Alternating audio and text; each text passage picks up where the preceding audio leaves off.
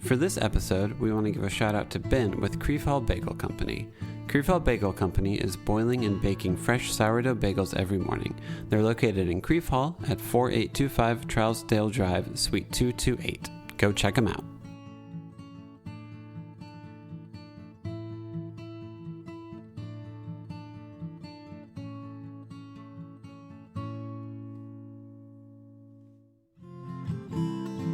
Welcome to another episode of the Nashville Dads. This episode we have a musician Ron Pope and talk about masculinity, his family, and the story behind his new album Inside Voices, which comes out June 2nd. We hope you enjoy. So is this your first podcast ever, or have you done one before? Me? Yeah. Oh, yeah, I've done a shit. Oh, nice. Really? Good. Awesome. Good. Okay. Yeah, no, usually about sports, which is funny. Oh, really? But yeah. Okay, what kind of sports are you a big fan of? I am a Mets fan. Are we on? Are we Yeah. podcasting? Press record. Okay, cool, Hey, yeah. welcome Nashville Dads, Nashville Radio Studio. Hooray! Yay, we're doing We a got podcast. Ron Pope on. Yeah, so I'm a big Mets fan. I grew up a New York Mets fan, and it's one of those things. It's like having big ears. Like you can have a full, rich life with big ears. I have big ears. I inherited these big ears, but nobody asks for big ears. Yeah. Nobody's like, I wish I had big ears like Yeah. you. Hey. And that's what it's like to be a Mets fan. Yeah. We inherit it, and we all are like, I mean, I'm having a nice time mostly. Sometimes I wish I could get rid of this, but it got it from Dad. Here I am. My dad, his grandfather was a Dodgers fan. Okay. And then when they were in Brooklyn, and then when they left, he just kind of waited for an NL team, and in '62 they get the Mets, and they're the worst team in baseball that year. The worst record in the history of the modern game. Seriously? They lost 100 games that year. Ooh. That's impressive. Yeah, they were impressively bad.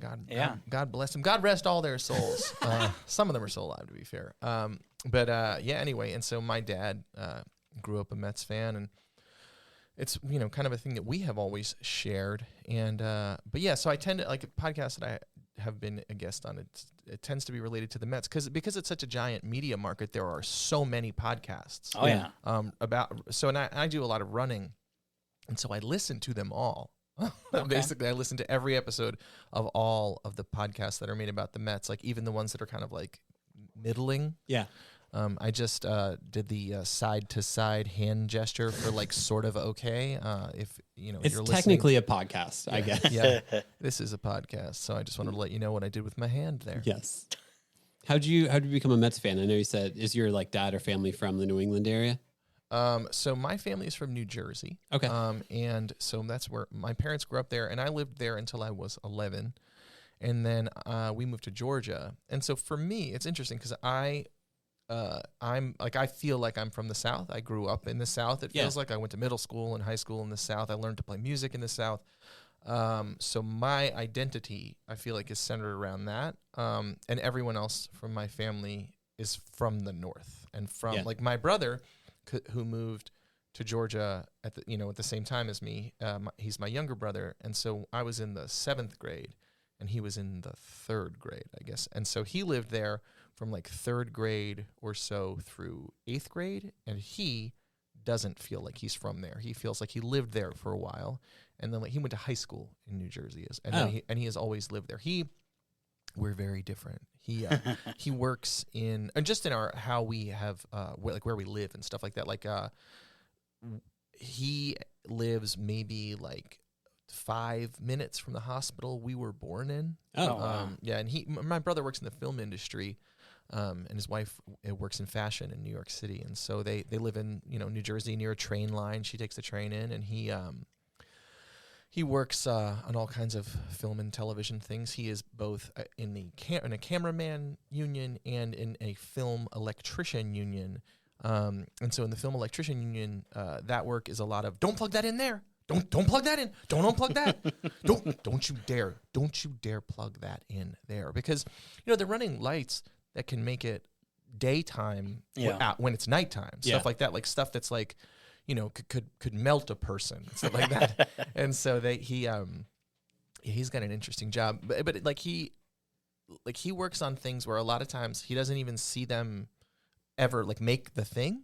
You know, he like shows up, they set up a bunch of electric, they put up, you know, whatever, they put up chandeliers or something, or like if he's doing camera stuff, it's like he's taking media from a camera, the first camera person or the second camera person and moving it somewhere, and they're uploading it into something. Like sometimes, like he worked on that show, The Equalizer, with Queen Latifah, which for a period of time, I don't know if it still is, it was the most popular show on television, and he never saw them make the show. Nice. But he was helping make the show. But That's cool. yeah, so he's an interesting character. But yeah, he lives very close to where we were born. Actually, he lives, our cousin Danny, who I have lots of first cousins at some point over the course of the next, you know, the time that we're going to spend together, I'm sure you'll hear about, you know, 10 to 15. We already talked about 2 of my first cousins since I got here. So my cousin Danny grew up right around the corner from where my brother bought his house. And so, yeah, he's very close to where we grew up or where we were born. And I live very far away. Here we are. And the rest of your family all live in the New Jersey area? No, they're kind of all spread out. Oh, okay. Some of my family is in South Florida. My grandparents moved there when I was 7 years old, I guess. Okay. And then one of my uncles, my uncle and my aunt, followed with 2 more of my first cousins. They moved to South Florida. And one of those cousins is the in my world, legendary cousin Carl. Okay. Cousin Carl was, for many years ago, cousin Carl, he got in a lot of trouble. He would get arrested. He was in jail and always finding nonsense. He was always finding nonsense trouble, like the kind of trouble where people are like, "Oh, come on," not where people are ashamed. Where like my grandfather would just like throw up his hands and be like, "Damn it!" And my grandfather said to us, he was like, look, if you want to be a doctor, you should be the best doctor that you can be. Be the doctor that writes the books that other doctors learn how to be a doctor from. If you want to be an accountant, be a CPA, work your way up, become the CFO of the company, run that thing, like be a boss. And if you want to be a criminal, you better be an arch criminal. Like, don't go out and get arrested doing nonsense, nickel and dime garbage. Like, if you're going to go out and risk your freedom, you better be doing it to get rich. Don't get caught either. Yeah. I mean, if you're going to get caught, he was, because you're going to risk getting caught if you're doing crime, you should risk getting caught doing something that's worth money. Like you shouldn't be.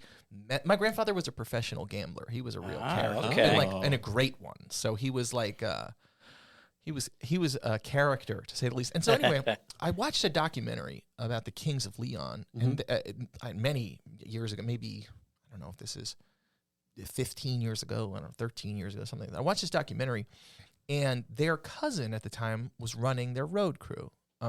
Not that he was their cousin at the time. At that time, their cousin was running their road crew, is what I meant. And so I saw this in the documentary. He's always been their cousin, obviously, because he's their cousin. And so at that time, I called my grandfather. I got this idea, and I was like, "Grandpa, I think that maybe I could hire Carl to come and work for me. I mean, he looks like a band guy. He's covered in tattoo, got a big tattoo across his throat." Before I hired him, by the way, it's in Italian, and I used to joke that the tattoo said, "Don't hire me," across his throat. And then ironically, I gave him a job for many years. That's awesome. And so anyway, I asked my grandfather, I was like, "What do you think? Like, you think he could do it?" And he was like, "Well, I'll tell you this. He's no more likely to steal from you than anyone else. Yeah. And I might argue that he's a touch less likely because he knows that if he did, I would kill him." And I was like, "Could you call him and tell him that and offer him this job?" And so he came out with me after that and started selling merch first. So he sold, T-shirts and CDs and stuff at that point. And then he became my guitar tech. And he was my guitar tech for years. And then he became the tour manager for a period of time. So we traveled all over we grew from this was touring in a van, playing for, sometimes it's 50 people, sometimes it's 100 people. We went from that to the tour bus going all over the world. He had to get a passport, and he grew up in South Florida, so he had to get a winter coat.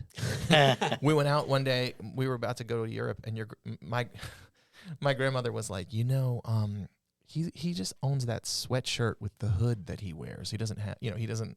And we'd been on tour in America for years, and I was like, oh, I didn't even think about this. I've never seen him put on a coat That's before. funny. Like we'd been to like Minneapolis in the dead of winter, and I was like, you never brought up that you didn't have a coat. He was like, I just figured I'd get one later. I'm like, later? We've been on the road for 4 years. But also when you're on tour, you just kind of go to the venue, hang out at the venue, maybe go out for a meal, then come back to the venue. So he could get away with not getting winter coats. I mean, not in Iowa. Like in Iowa I'm in trying February. to give Carl some credit here. You know what? He's been given enough credit. You know, but we anyway, so we got to travel around the world together. I mean, like there was a period when I was growing up where my parents, my dad was not available to us, and my mother was having some health problems, and then I went and I lived with my aunt for a little while. I stayed with her, and I lived on a cot in Carl's room, and so his mom is she's my godmother. She's my godmother. I wanted to check on that in my head just to make sure. And so we just I'm very close with him and his sister, and his mom, and and we just got to travel around the world together. We're fairly close in age. We're like 4 years apart. So a cousin that I grew up with, is like my brother. That was a pretty special thing. And so in my community, he is a legend. In my world. We went out once in Stockholm. We got him a T-shirt. They sell these T-shirts in Sweden, and I got him on the stage, and I don't know, it's like 1,500 capacity, like big, beautiful, old, like big wooden, lovely theater, and he gets on stage in a kind of cowboy snaps, shirt. Yeah. He gets on stage and he pulls the shirt open, and it says, It's a heart with the Swedish flag in it. Swedish girls. I heart Swedish girls. And this place erupted. That's fantastic. It was like I had brought. At that point, it would have been like bringing Taylor Swift on stage. Like I don't even know what I could have done. Like it was the loudest I have ever heard a group of people get inside of a building. That's fantastic. Obscene. Did he say anything, or did he just rip open? He just ripped open his shirt, and they went nuts. And he was, that was all the statement he needed. He sounds like a fun guy. Oh, the greatest of all time. Absolutely. He's awesome. He's a fun character, and so that's just another one of my first cousins. I don't know. So anyway, so the way we got to that was that a lot of my family moved to Florida. A bunch of my family lived there. So my mom and my stepdad, they lived down there. Also, they moved to the same. My grandparents got a condo on this golf course because it was across the street from a racetrack, actually. To gamble. Yeah. Except my grandfather was a professional gambler, so he did it in a way that didn't seem fun, like where you were like, oh, this is work, damn. So that casino, that racetrack eventually became also a casino. So he would go there in the morning, he would get the racing forms, he would bet the horses both at that track and other tracks for the day. And then he had a timeline, like a specific amount of time that he played poker every day. So he would start his little stopwatch or whatever, sit down, play poker for a given amount of time. And then when the timer was up, that was his last hand. And he got up and he went home. He did it as work. So he didn't, although he did enjoy to gamble, he wasn't he wasn't a degenerate. He liked to do it, but it was his job. So he did it in a very careful and methodical way. And each day, if he ran out of the whatever given amount of dollars that he was like, this is how much I'm allowed to lose on a Wednesday playing poker. If he lost, he got up. Even if he had 30 minutes left on the clock, he didn't get up and take out more money from the ATM. And if he won, he wasn't like, oh man, I'm on a heater, I've got to stay at this table, I'm killing these guys. He was like, 2:00, time to go home. Was he superstitious at all? No. He was just an incredibly careful and thoughtful man. Yeah. When I asked him about handicapping horses and why he was so much better than other people, he was like, well, we all have the same information, obviously. everybody's looking at the same racing form. He's like, I can just interpret it better than other people. And people have attacked horse racing with computers and and try to, you can, if you bet the tip sheet that's given, by an algorithm, it doesn't beat what he did. And it was so fascinating. He was a very interesting man. He was probably my best friend. Yeah. That's people cool, say though. that kind of stuff, but he was 45 when I was born. And so he was much, my grandmother said this sometimes, that she had considered maybe having one more kid. And then my mom went to college and came home in the fall of her freshman year of college and was like, I'm pregnant. My grandmother was like, I'll take that one. That's cute. And not that my grandparents didn't raise me, but I did live in their house, for a period of time. And in the summer I would go stay with them, for 4 weeks, 6 weeks, 8 weeks. Like we went and stayed with them for a long time.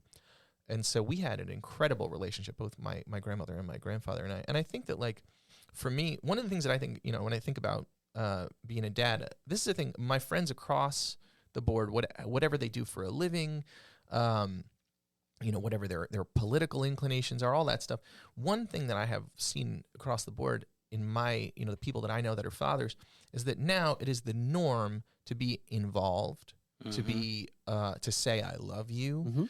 People that, they're emotional in front of their kids. They cry. Like even my friends that have, been to prison that are, like I have a friend who is, real, like his brand is like tough guy rapper. He's been to federal prison and he's got all these kids and he's just the most loving father. And that's also part of his identity. And I think that that's a really cool thing that, like, my grandfather was very loving. He'd hug us all. He'd tell you, I love you, and he was very supportive. And I know that he was born in 1939. Like not a lot of people from his era were like that with their kids. And, I was raised by real people. I don't like look at them with rose-colored glasses. But one thing that I always have had in my life, and the thing that, a positive thing that has shaped how I interact with fatherhood, is that everybody, all the people in my life were comfortable saying I love you, sharing emotion, and they were involved. Like they were. My grandparents let me come and stay at their house for the entire summer most years, or pretty close to it, and where my grandfather was incredibly giving with his time as well. So my grandparents passed away 8 days apart in 2021. Yeah. It was, they'd been married more than 60 years at that point. And my grandfather passed away on a Tuesday, and my grandmother passed away the next Wednesday. And leading up to that point, he wasn't really very sick or anything. It just kind of, it just kind of happened. And leading up till that point, we still, we talked on the phone pretty much every day. Had long, involved conversations. And at that point, I was arguing with my home warranty people. I'm going to talk about dad stuff. I'm arguing with my home warranty people, trying to get them to cover something. And he and I talked about this for such a long time, like, and how much of a scam the home warranty was, and how ridiculous. I finally got them to give me the money, but it took persistence. Like 75 phone calls or something like that. Like I had to talk to so many people and complain, and they're getting a Christmas card now. You're talking about and it's really not worth it. Yeah, no, exactly. I'm like, Diane, you have to understand that what you're doing is criminal. Yeah. Like you're better than this, Diane. You can do better, Diane. It's like, not to fault the person who's just following the rules at their job, but goodness gracious. Yeah. It's like I don't know if you're allowed to say that a particular business is a criminal enterprise, but that entire industry is a criminal enterprise. Oh, yeah. The home warranty, because it's like it's meant to make you pay and never give you, like, it's that kind of insurance, make you pay but never give you anything. Yeah. And so anyway, he and I spoke about this.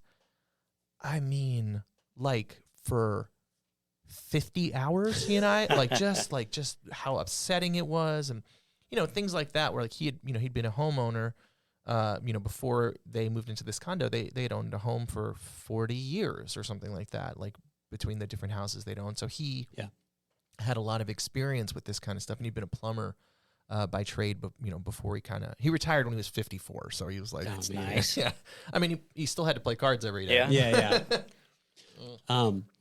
Were you, since your family means so much to you and you're so involved with them, were you pretty excited about having a daughter or becoming a dad?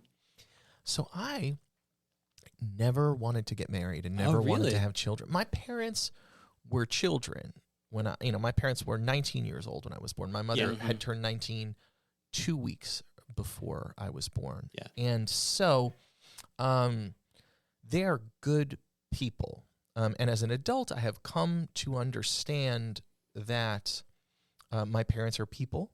And, I've like, you forgive them their faults, you applaud the things that they did well for you, and you learn from the things that they didn't do so well. And, that's kind of how I move through the world. But as a kid, I felt like pretty put upon, and like I was responsible for a lot of things that I didn't need to be. There was that period that I was talking about before where I lived with cousin Carl. There was a year or 2 years where really no one was responsible for me at all. Oh, wow. No one was really paying very much attention. My mom was very sick. Yeah.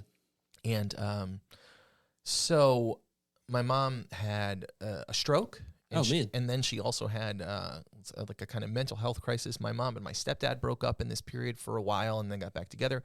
And my dad was in jail, for a minute. And honestly, that period in my teens made me feel like as soon as I can escape my family and being responsible for them, the family I was born with, I'm never going to be responsible for anyone except for myself ever again. That's fair. Yeah, I can understand that for sure. And like I was like, to be clear, I think a lot of people they're like, and then I had this horrible upbringing. It's like I had a lot of love. There was a lot of joy. I always knew that I was loved. There were a lot of people who cared for me, certainly. But there was a period where like no one was paying attention. Like like we were left with my mother when she was very ill, with no intervention from my family at all. I will say, my mom had has an incredible friend named Keisha, and Keisha and her husband Craig, they came and they lived with us for a period of time to help care for us. So we were the most fascinating house in the American Deep South, I would say. There's a mentally ill white lady and 2 white children. There's an adult married black couple and 2 black children. And then their relationship was kind of open, and so she was also dating a guy who looked like Jesus. We had a wild time. Sunday dinners were very interesting. Oh my God, we were a fun group of people. We really were. It was an interesting time. But like, I think that's also one way that I, kind of that my life is structured now. That was informed in this period was like I learned about chosen family and picking community very carefully, because you don't know when you're going to need your people, when it's going to be necessary to call on them for heavy stuff, and that's, so I don't, I don't choose my people lightly, where, it's something that I am very intentional about, because in my own upbringing, that was such a significant thing. Like, I'm sure we would have ended up, I don't know, maybe my family would have stepped in if the state was coming to take us away. I'm not sure. I'm not sure if they would have, but they certainly kind of left us to our own devices at that point. And so for me, I didn't grow up like, oh man, I really want to be a dad, or I really want to be a husband. But so my wife and I, we met as little kids, but we were in school together as in middle school and high school. And we were in a small class. Like, they split us off in 7th grade for social studies, and then the next year they added maybe a language arts class as well, I think. And so we had one small class in 7th grade that we were in together with maybe 10 or 12 kids. And then the next year we were in 2 small classes together.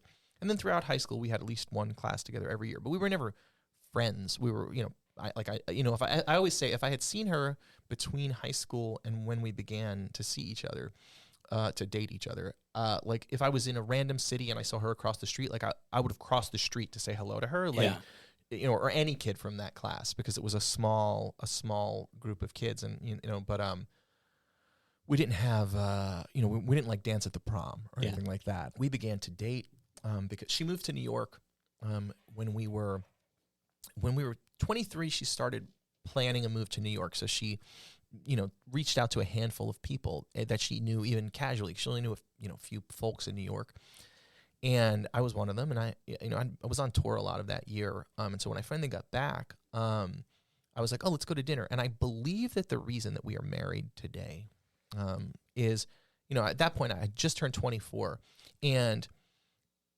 and I was single. I'm 24 years old, and there's this beautiful girl that I'm going to go hang out with, and my intentions were 100% nice, friendly, not for me in any way. I was like, this is a nice girl who I grew up with, and she has a boyfriend, because it said it on Facebook that she had a boyfriend. and so I was like, I wasn't even thinking about like, oh, like maybe I want to date this girl or anything romantic. I had no intentions of any kind. I was taking her out to dinner and then going to take her to a show so that she could meet some of my friends, so she could meet some people. Network kind of. Yeah, like come and be integrated into my community. And we went out to dinner, and we sat down, and we're eating at John's on 12th Street. We lived in New York City for 15 years or so. So we're at John's on 12th Street, and we're sitting there, and we're talking. We have some wine. We eat.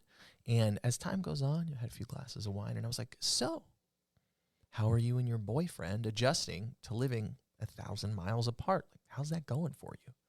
And she was like, oh, actually, we broke up. And I was like, oh, really? Did you? You broke up, did you? That's a shame. That is a Perfect darn timing. shame. And so, we just went to see a band that night, and then I asked her to hang out with me the next day. And one of her friends from growing up said to her when she was coming to hang out with me a second time in a row, she was like, ugh, I don't think you should do that. And she was like, why? And she gave her a spiel about like, why'd you move to New York to date a guy from where we grew up? And eventually the girl said, well, don't blame me if you become Mrs. Ron Pope. And then that girl was the maid of honor in my wedding. Shout out to Leah. That's awesome. Yeah, I make fun of her every time that we're together. I'm like, here we are, Leah, Here still we married. are. Did it. Mrs. Ron Pope, there she is.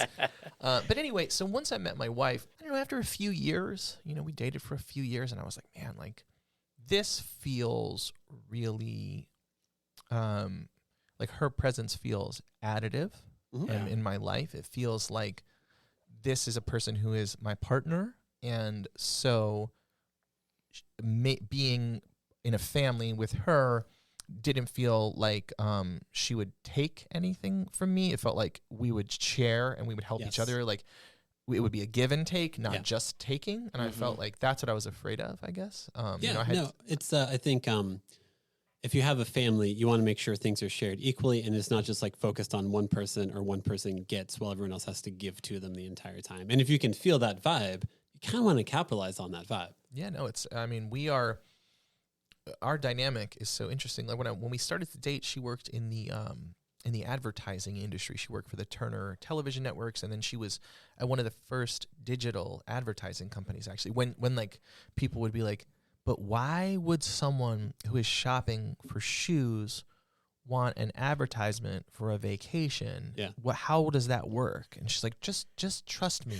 You can sell things to people through advertising on the internet. People were baffled by What's it. an ad banner? Yeah, exactly. Knew. For real. It was wild. And so she's my business partner. So she runs the record label.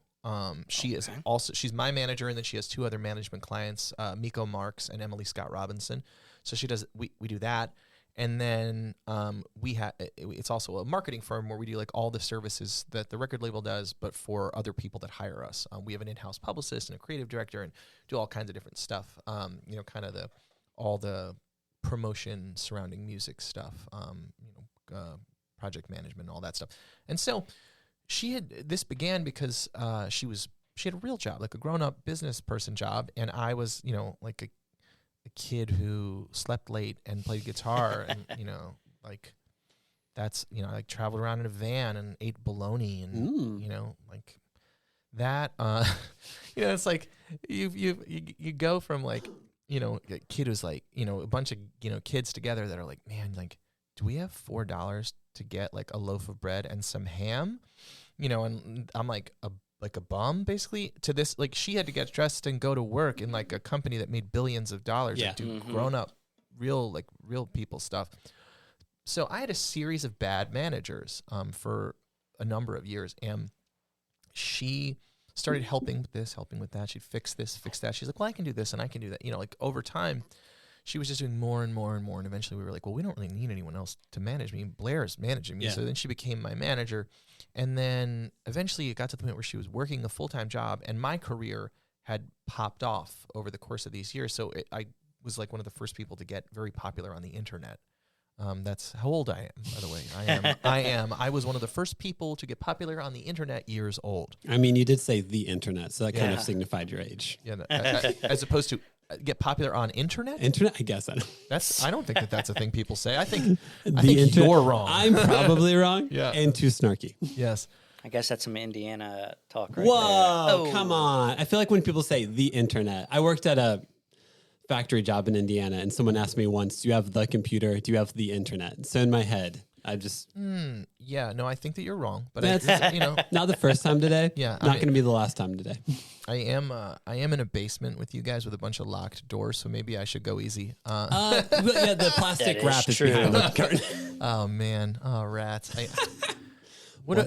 So the other day I was running, and I run now like weirdly far for like a regular middle-aged kind of fat guy, but not like the far, like internet far, like the guys who run 100 miles. But like I was running 10 miles the other day, and I was in the woods, and I've got like a headlamp on, and I've got a vest on with a light in the middle, like I'm Iron Man.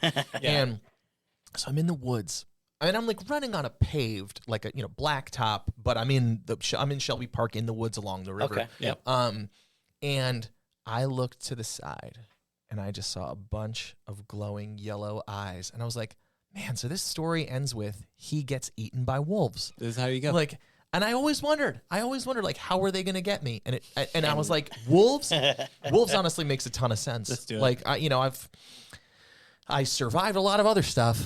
So for a while, when I was young, I was like, maybe it's possible that I cannot die. I don't know. Maybe they just can't kill me. And then I saw the wolves, and I was like, nope, I can definitely die. That's how it goes. And then it turned out to be deer. It's not, because there aren't wolves in Nashville. And like before I started running in the woods in the dark, I did look like we don't have bears here. There's like There are coyotes. There are coyotes. But coyotes will not attack a grown True. man. Probably not. Never. No coyote is going to attack an adult man. Like you could sometimes, if a coyote is hungry enough, they might attack your children. But like no, coyotes are scared, and they're small. Yeah. But like a dog might attack you. A hungry enough dog might attack you. But coyotes are small and scared. I think people are afraid of coyotes. Like they get a bad rap, but they're dangerous around kids. They'll get your pets. They'll get your kids. That's for sure. Pets, for sure. But I'd say I would be most afraid of bears, but we don't have them, and you don't see them in this region or this particular part of Tennessee. We don't have them. Also, wild pigs are very scary, but those don't seem to be around either. I did a bunch of research because I was like, I'm not going in these woods by myself. Sounds like it. It's this is an interesting thing about. I'm going to circle back to family, by the way, but I don't know, like manhood and fatherhood on the internet in this day and age. It's like there's so much negative, like super toxic, terrifying stuff that they feed you when you're a man. It's like I can wake up any morning and run 10 miles. That is far. That is very far. Yeah. And I feel like because there's all of these guys that run 150 miles a week and are, like guys that are like doing 100-mile runs like on their birthday and doing stuff. The Ironmans. Oh, I mean, like not even that stuff, because that's like you run a marathon, you bike 100 miles, you swim 2 miles. So that's hard. But I'm talking about guys that are running 100 miles in a day. Like makes that's no sense. That's another. That's like another. That's like that's like running 4 marathons. Yeah. That does not compute. Like, and so when you see that. Or it's like the guys that are like there's all these influencers that are like guys with big muscles that like go to the gym in a Rolls Royce in the morning and they're like, you don't know about business because you're not listening to me on the internet. It's like the David Goggins but like on steroids and has been to San Quentin. You're like, what? Yeah. What do you want me to be exactly? Like, what are you trying to sell me with this? Like, if I lift weights, I've got to look like Ronnie Coleman. Like Like, first of all, nobody looked like Schwarzenegger until that era, like when Arnold was Mr. Olympia. Nobody looked like that ever in the history of humanity until that era, because that's when like the biggest guys in that space started juicing very seriously. Mm-hmm. Like if you look at Mr. Olympia from a handful of years before that, they just look like a guy that's at Planet Fitness. Like right now, you could walk into Planet Fitness, and if you could time travel a guy from that Planet, like at any time, any Planet Fitness, there's a guy who could win Mr. Olympia in like 1958. Like there was nobody, and so it's like people have this notion in their head. It's like you're being fed like guys that run 100 miles, run across America. I run a marathon in a different state every day. It's like, well, does it make me not a serious businessman because I didn't show up at the gym at 3:30 in the morning in a Rolls Royce? Or does it make me not like a dedicated, like, because you're doing all these things. It's like, this is one thing I have taken from some of that like internet motivation, tomfoolery. It's not about, like, for me, it's not about the running. It's about like what it says to you when you get, like, I get up at 3:50 to do this because I need to be home to help get the kid ready for school. Yeah. So I get out of bed at 3:50 in the morning. I get myself ready. I'm on the road by 4:30 because if you're going to run for an hour and a half or something, and then I work out afterwards. So it's like it's a thing. It's a time commitment. Yeah, you can't run for an hour and a half and be home at 6 o'clock if you don't leave before 4:30. Like that's how math works. And so that's, I don't know. I feel like the point of the thing, it's like I'm trying to take care of myself, but like, I don't need to run 10 miles to take care of myself. It's like you're pushing yourself in order to prove to yourself that you can do hard stuff, and be like, when you are encountering other difficult things, then you're like, oh, well, I mean, like, I ran 10 miles. I thought I was about to get eaten by wolves. Like, I don't care, like, whatever. Like, I can deal with this. Like, I thought there were wolves there, and I was ready to go with the wolves. Like, So I don't know. There's like a lot of things that feel like within the internet, and I'm sure this is for everyone. I see the stuff that's marketed at like middle-aged men because I'm a middle-aged man, and it's like all of these like people like David Goggins does stuff that hurts people. Like if you listen to him, you'll kill yourself. Like that's that's not there. Like it's not reality. It's like somebody talked about like working out with him, and then they were like, and then we finished the thing, and he's like, all right, now you're going to do 1,000 pull-ups. Well, that's not smart. There's no reason to do that. Like it's like for show to have a presence on the internet, and like God bless him, he's made himself very people love him. He's like a charismatic figure that people believe in. But there's a lot of that stuff going around on the internet. I'm like, this isn't reasonable. Like there's no. And running 10 miles is like a really good. Like it feels it's good. Yeah. Like that's good work. It's not like you actually have to run to the state to run a marathon at the state to be a man. Yeah. Is kind of the weird internet standard. Yeah, but there's David Goggins, there's Jocko, there's Cam Haines, like all of them, man, they are just, but they're superhuman. Like you don't have to be like that. Well, and also I guess it's like, because there's some people, like I used to interact with Dean Karnassus, and Dean is like probably the most known ultra distance runner. So he's written a number of books, and I read one of his books, and then I guess I wrote online that I had read the book. I like bought it in an airport because I didn't have a book, and I really liked it. I read it on a plane, and it was fascinating because it was like he hadn't run since I think middle school, and then I think it was his 30th birthday, and he went home and he had like a weird night, and so he put on like the sneakers he used for gardening. He didn't even have running shoes, and he just went out and he like ran 30 miles. And he just he just got bit by it, and he was in love with it. But like there's obviously something physically about him that makes it so that he can like run 75 miles and in the middle of the night, and then like do his day and not like like his legs don't fall off. Because for most people, it's not like physiologically it's an impossibility to go to that extreme. Like most people can't like maintain running the kind of miles, let's say, that you need to do to train to run a marathon. Most people can't even keep up that kind of mileage, and that's not even that many miles really, compared to like 100 miles. No. Oh my god, close. It's like a fourth of it. Yeah Like you don't have to like when you're training for a marathon, mostly you run like the length of a marathon in a week, and then when you get close, it's a little more, but it's not. You do like the weekend is your big run, and then you kind of taper off. But it's not like it's not like guys going out and running 25. I don't know. Like I just think there's a lot of stuff that like maybe it's a reaction to like some people feel like as the definitions of like what is a man, Mm-hmm. and as all those things have changed, like what is masculinity, what does it mean? I think maybe some of this like hyper masculine, super macho stuff like is appealing to people because they're like, well, I don't know what manhood means, and maybe it's that. And I just think it's like it's kind of cartoonish. Similar to, I mean, you were discussing defining family. I think as you get older and you become a dad, you also have to define what masculinity is. Mm-hmm. Like to me, and my definition of masculinity is baking. Like Mm-hmm. baking food is something that I feel like as a man is really fun to do. I include my kids and it's like part of our family definition. Mm-hmm. But as you get older, you kind of realize like, all right, is this something that's actually part of my identity and my character, or is this a reaction to what other people are telling me a man should be? Mm-hmm. And you just kind of just make a decision and go with it. Yeah, Jason Isbell said, I used to want to be a real man. I don't know what that even means. Yeah.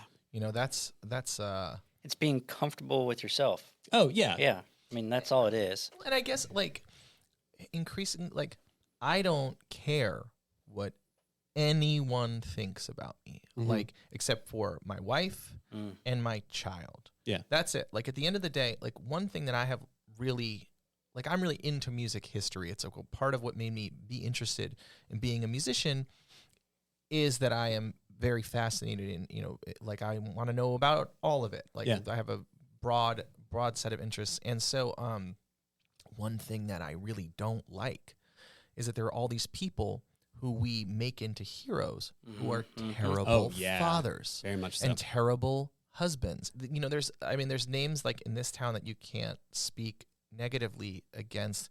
You're like, this famous love affair, he cheated on her while she was pregnant. He cheated on her with her sister. What? Even Steve McNair. Like Steve McNair got murdered by his mistress. Oh, yeah. Like that's a Nashville hero. Mm-hmm. And I just think, like, I don't know. To me, the most important thing in my life is that I'm somebody's father. That's first because she didn't choose to be born. Like, we chose to have that child. We picked to have her. And so now it's up to us. Like, we owe her. We owe her to give her our very best. Now, what your best is, that depends on who you are and your capabilities and all of that.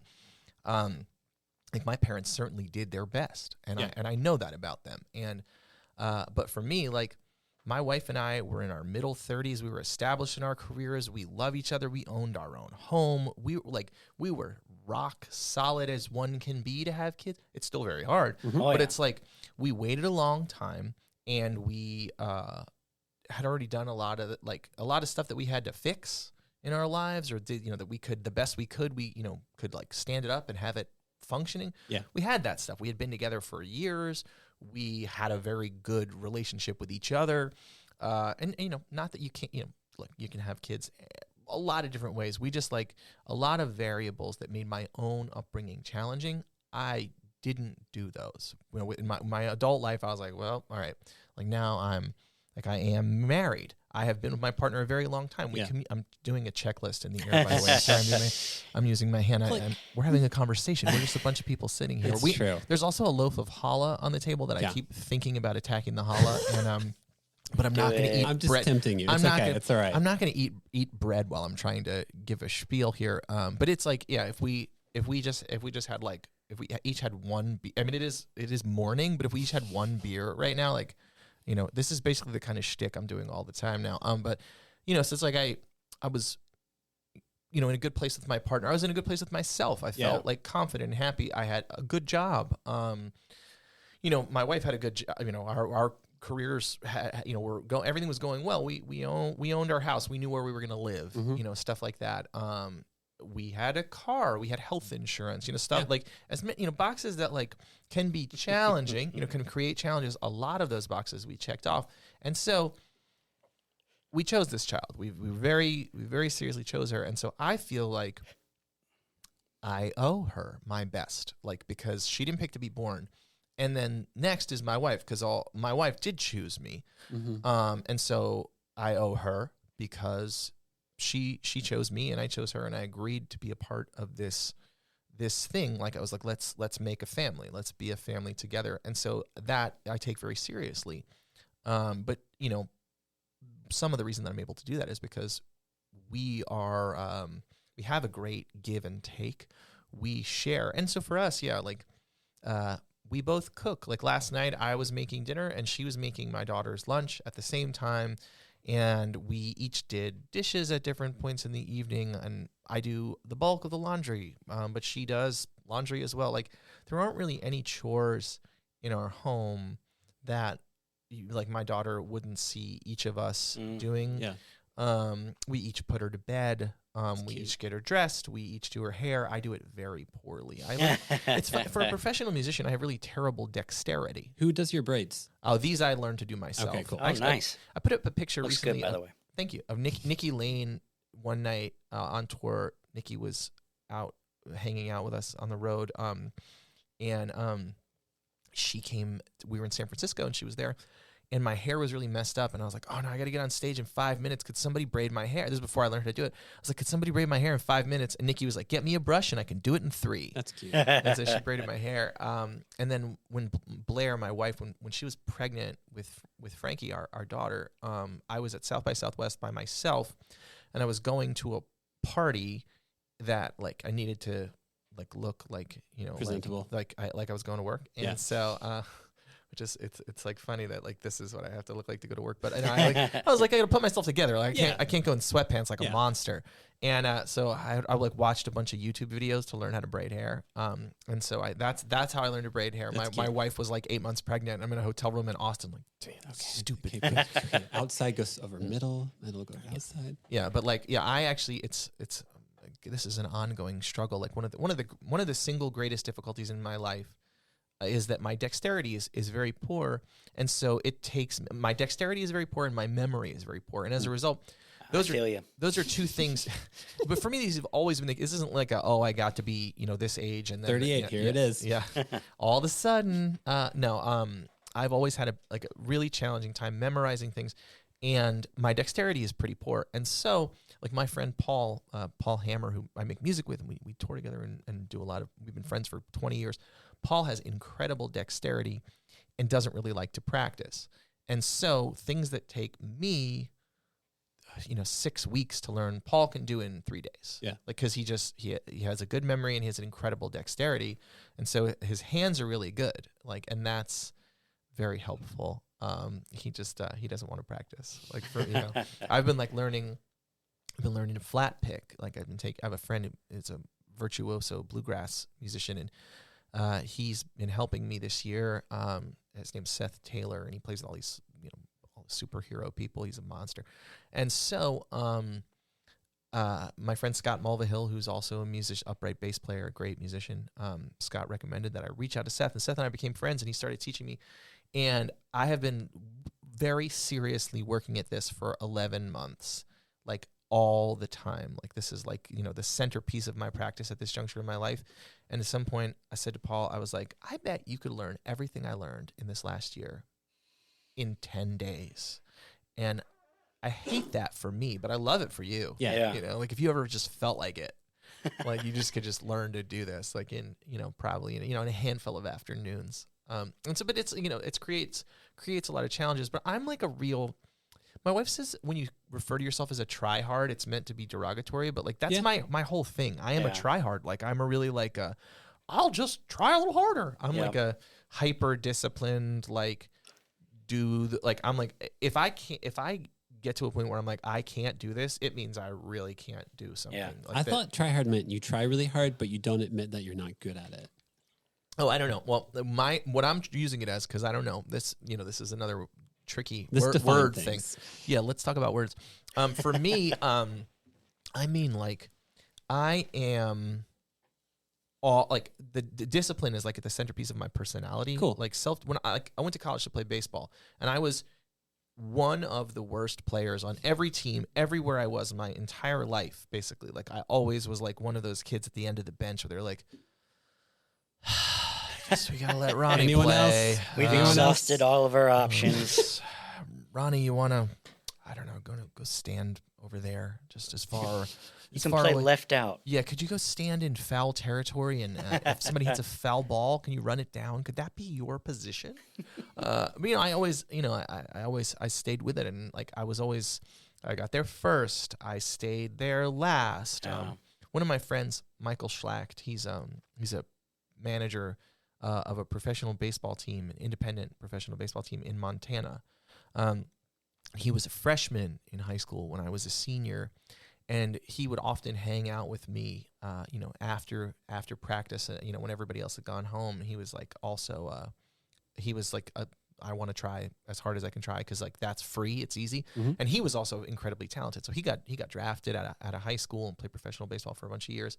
But that was like my thing. I was always like, I'm just going to try really hard because I never have felt especially good at any, like Bob Dylan was like writing good songs. Like once he had been writing songs for like, a year, like a handful of months, he was like writing good songs. And it took me a very long time to get to the place where I felt like I was writing songs that I believed in. Because I wasn't like good at it to start. I wasn't like, oh, I'm gifted at this, I'll do it. I was like, I like this enough that I'm willing to be bad at it for a long, long time. Yep. And to be fair, now I still, for my upcoming album, I wrote 75 songs to get to the 10 that are on the album. I wrote 75 from like September to May. I wrote 75 songs. Opportunity for self-promotion. When's your new album come out? What's it called? My new album is called Inside Voices, and it comes out in June. I forget the day. I think June 3rd. I felt like whenever your publicist would email us, maybe June 3rd feels like a Saturday. Oh, I don't know. Yeah. Do we have calendars available? That's the question. If it is a Saturday, it doesn't come out impressive. on Saturday. It definitely doesn't come out. It come out on on a Friday. Yes, records come out on Friday. June 2nd, maybe? Okay. That's interesting. At least that's what Liz said. You know what's crazy? This isn't in my calendar. Like that's a really fun. You came to our podcast to learn about your release schedule. That's what. Yeah. So am I allowed to say some of the songs that I listen to? Go nuts. I don't know. Yeah, sure. The Lie, Cheat, and Steal. That's already out. That's been. Oh, okay. Cool. I love that song. Oh, thank you. Yeah. I mean, a lot of your songs, they were awesome, man. I just sitting there and listening to them for, I guess, a good half hour, 45 minutes. It was amazing. Thank you. And this, I mean, it's the fact that I am a husband and a father are kind of the driving forces on Inside Voices, like the story of the album.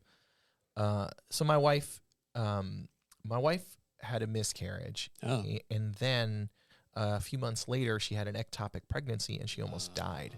I'm sorry, that's hard. It was really, really intense. It was a very dark time, and it was really hard for me, certainly, but I mean, it was obviously much harder for her. It happened to her body, but it was, it's one of those things like there's still loss that you experienced. Of course, from that. Yeah, we're all, when you experience pregnancy loss, it's like all the hope that you had put into that, all the dream of a future, that goes away as well. Yeah, and it's a powerful thing. It was a very dark time in our lives. My wife was very, very distraught. I was very distraught. It was really challenging. And months went by where we were kind of just bumping around in the darkness. I would say it was really, hard to see the light.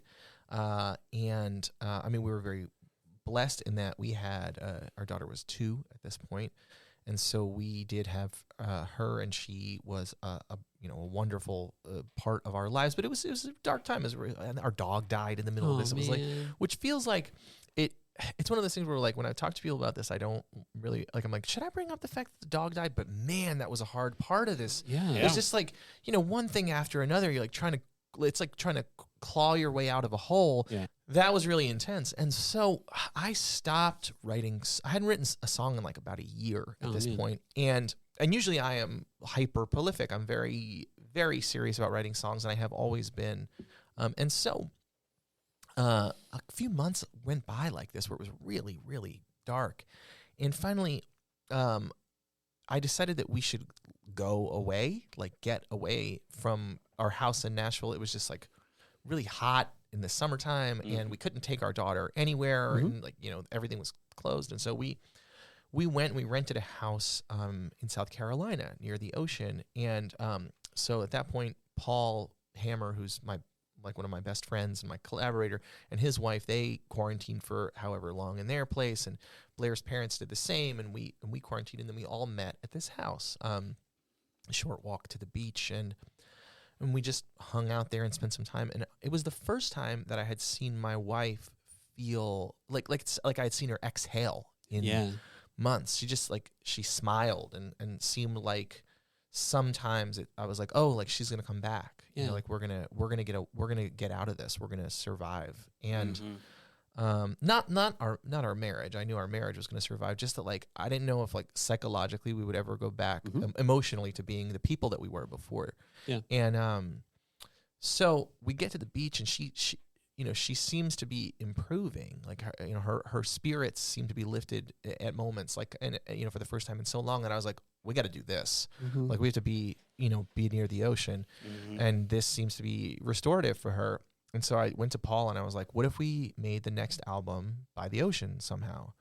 And he was like, well, what does that look like? What do we do? And so we figured basically, if we took the budget from the previous album, we're like, okay, well, could we rent a house with this and accepting the money that Paul needs to be paid? Pretty much it'll just be me and Paul in the house and working, and our wives will be there. My daughter will be there, and we won't pay anyone else. We'll just we'll play all the parts ourselves. We'll record ourselves. We'll mix. I mean, Paul does the heavy lifting there. I'm standing behind him, making noises and finger gestures and stuff. I'm a little less. Yeah. Can you give me less? Thank you. I hear a little bit of. You hear that? A little too breathy. A little too breathy. Is there? Can you get rid of that? And so and because normally in the recording process, we'd go in the studio, and however long we were working, it would be wake up in the morning, take a shower, go to the studio, work until we were so delirious that we had to go home, and then go home and fall asleep immediately, and then do the same thing the next day and do that as many days as it took until we finished. Basically, that's generally how I have made records most of the rest of my life. Yeah. And so I was like, I can't, that's a non-starter. I can't do that. I'm not going to leave my family. I said, my daughter was 2 at this point. So I was like, well, I'm not going to go to where I wake up in the morning and I see her for 15 minutes before we leave. And then I don't see her again until the next morning for 15 minutes. And my wife was just in rough spots. I just we're not going to, I need to be a participant in their lives. This is important to me. This is more important than making the record, but I have to make the record because it's my job. Yep. And so Paul and we sussed this out. We figured we could do it. We were like, well, let's start by saying one thing that we'll take away is drums. We won't use any drums because in general, we've made house records before, and one of the challenges is getting great drum sounds in a room. So we were like, okay, well, we'll start by saying, let's use, I write a wide variety of songs. Let's choose songs that can be recorded without, will work without drums, that don't need drums. And then I brought this to my wife. I was like, okay, here's the idea. We'd rent a house by the beach. We would go and we would work on this record there, and it'll be just Paul and I will stick to the budget. And the day that Paul leaves, we will have all the recordings mixed and mastered, and you will get a Dropbox folder with the recordings, the instrumental files, everything. You will have every deliverable that you need. We will give you on the final day before he goes home. You will see it. You will know how much this whole thing costs. I will keep to the budget. And she was like, all of this sounds wonderful. You guys, great idea. But just one note, Ron, you don't write songs anymore. Remember? Yeah. And I was like, oh, yeah. Oh, that detail. That's important. Okay. I mean, because I have always been a very prolific songwriter, for me, it's the idea, oh, we don't have songs. Well, that's, the songs in my head, they just come, if I have time, eventually I will get songs. Yeah. And so I hadn't thought of, I hadn't written a song in a year. So I was like, oh my God. Oh yeah, I'm a little rusty. Yeah. Oh, she's right. I don't write I literally don't write any songs anymore. We have zero. Yeah. And so it's like when you run out of paper towels, if you buy them in bulk, you're like, wait, what? How did that We don't happen? have any paper towels here. Yeah. It's I don't have any songs. Me? Yeah. This guy? Yeah. With the haircut? That guy? No. And so so I was like, all right, I got it. So put my daughter down for a nap. I sat down. I wrote a song. And the song is called Body Language. It's on the record, and it's the first song I wrote. Yeah. And so Paul's wife is from Brazil, and Blair is from Georgia. And we have these wives who, they're from these fundamentally different backgrounds than us. But at the core, they each, they understand us so well that it feels like it's a deeper level than if we had, I don't know, like we don't have some of the shared experiences, but we have an understanding that's like on a deeper level than any connection I've ever had with any other person. And Paul has that as well with Faith. It's really, we both chose partners very, very well. We were very lucky. And so I wrote this song called Body Language, and I played it for her, and she's like, all right, cool, you got it, let's go. And, to her credit, like she is, it's, I can understand how challenging it must be to have I'm writing songs about her. She's also my business partner. Yeah. She's also my wife. And like sometimes I want to do something creatively that's ridiculous, or I want to do something, with the business that's like financially like maybe insane. Like it's like a coin flip if it's going to work. And, she's good at telling me when it feels right to roll the dice and when it feels wrong. Like she's willing to tell me when something is wrong. And this one, she was like, this makes sense. Let's go for it. That's cool. And so I love your guitar tone on that song, by the way. It's like super reverby. It's super fun. It actually feels more like analog reverb than digital. How did you actually record your guitar for that song? Very specific type question. Sorry, Justin. Wow. Nope. Nobody cares. No, everyone cares. Did you? He just cares. Come on. I care about reverb. I think it's fascinating. It also stands out from the rest of the songs because it's not very piano driven. It's not acoustic. You just have this super beautiful reverby guitar. Yeah, I'm trying to remember. Like, you did say you have a bad memory earlier, so it could be bad. So I know that I have a 55 Telecaster. I have a semi-hollow body Telecaster, so I'm a big Telecaster fan. So mine was like, it was like it, had been like run over by a train or something. It was like, I got a good deal on it from Gruen. It was a mess when I got it, and then got it, brought back to life. But it's just like magic. And so I have an old deluxe, and then maybe there's that JHS Milkman slap. Yeah, that thing. I have one of those pedals too, so it's probably that. Okay. So weirdly, I also made the deal was we would deliver a whole bunch of stuff. Yeah. So I made a full length album. I recorded 7 covers and a Christmas album, and then and we delivered all of that at the end. So we gave her 26 or 27 recordings at the end of this, and the guitar tone, that's the guitar tone from the Christmas album. Oh, nice! If you release that Christmas album, I will be a big fan. I will. We will release it. I wrote a Christmas musical, and okay. So as one does, what are you gonna do? Anyway, so with Inside Voices, we decided we would go to this.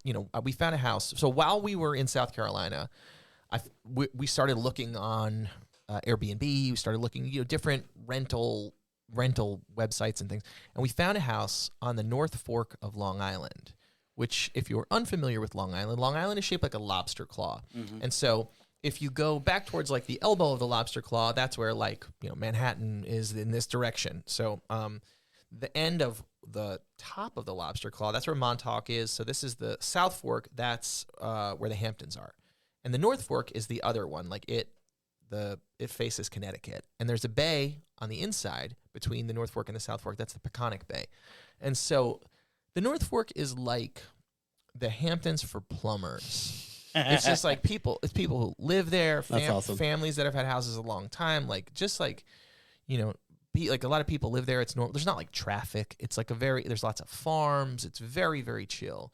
And so we found a really good deal on a place that we would all fit, where like we could live there and Blair could work, because Blair obviously has to run the label and has all the stuff she does. So Blair needed a space to work. We all needed bedrooms. And then Paul and I needed a space to work as well. And so we found this house, and it was a good deal. And so we rented it like right then, only I had just written the one song. And what I realized after that was like, I had never considered the new texture that was added to my life. Like I've been writing songs about this woman for 15 years or something at that point, and then and she's the great love of my life. Like she's my muse, and in addition to all the other things I have written about over the years, like I so much of what I have written has been about our relationship, and then she almost died. Yeah, and that was, I mean. As a husband and as a father, I'm standing there, I'm in the waiting room of a hospital, and it's like real, it's touch and go, and she's getting surgery. Yeah. And I was like, what if my wife dies here? Like, what happens? Like, what do I do with I have a little girl at home. This is, my kid had, I guess it was just 2 at that point. Like, what do I do? What happens to like, first of all, what happens? Like, this is my girl. This is like the center of my universe. And then also it's like, what happens to my life? Like, we share everything. We do everything together. You're intertwined. We do business together. We have a child together. It's everything. Everything in my life is tied to her. I haven't paid a bill. I haven't paid a bill in so long. Like, do you use checks? Like, I have no idea. Like, I don't even know, like, do we own a checkbook? I literally have no idea. I don't know what the company is called that the electricity comes from. Like, I don't do that. That's not my thing that I do. She does that. Like, I don't know. Yeah. I have no idea. This is when we owned a house. Like, who has the mortgage? How does that get paid? I don't know. Is it auto draft? Yeah.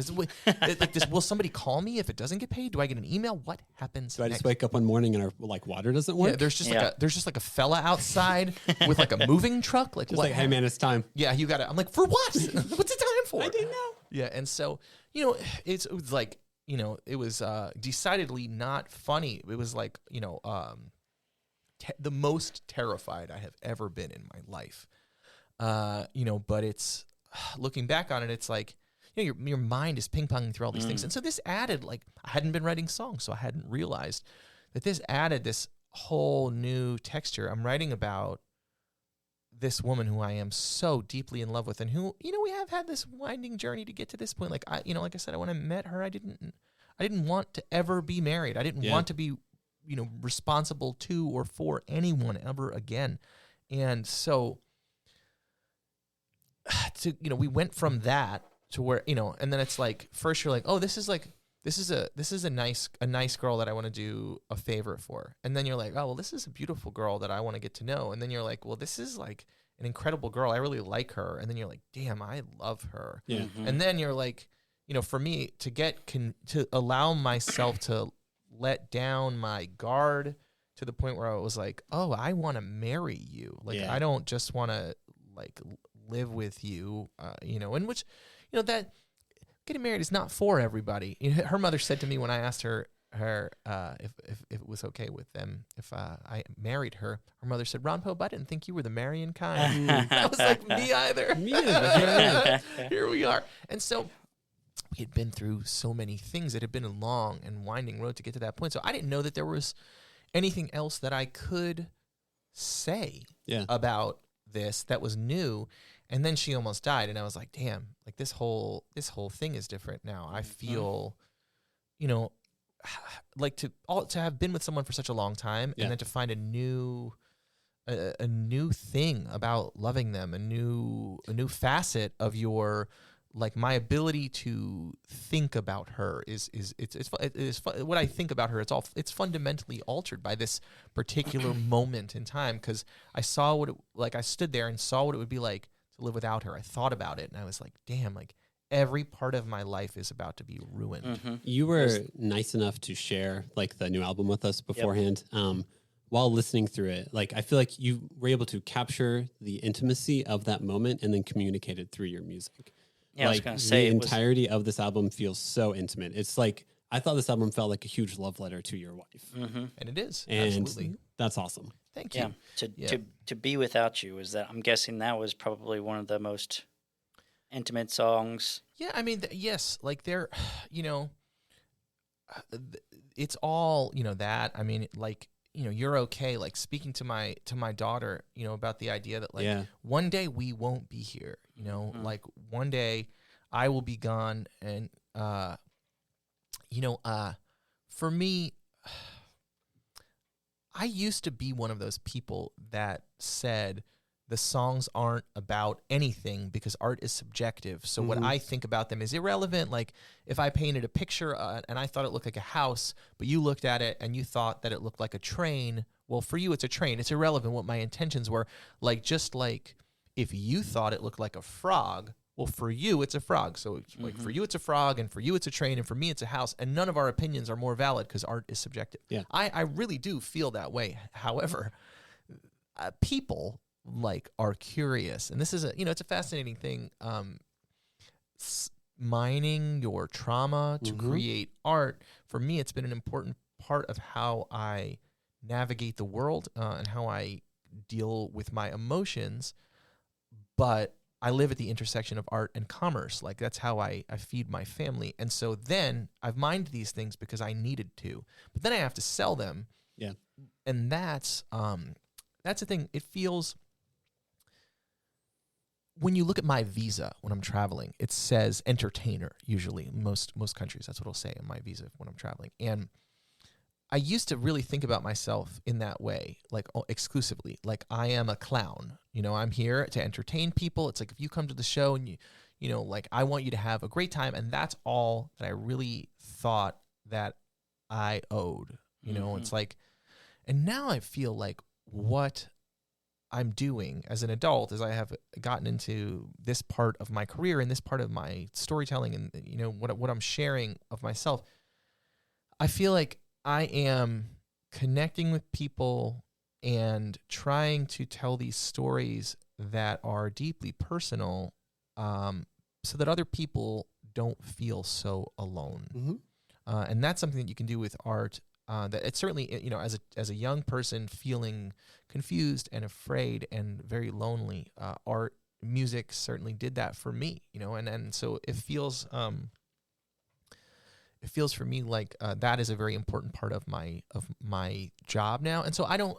For a while, I was like, I feel gross like talking about these deeply personal things while I'm trying to sell my music. But it's like, in practice, what I'm trying to do is get people to consume my music so that if it means something to them, they can be touched by it. It can help them.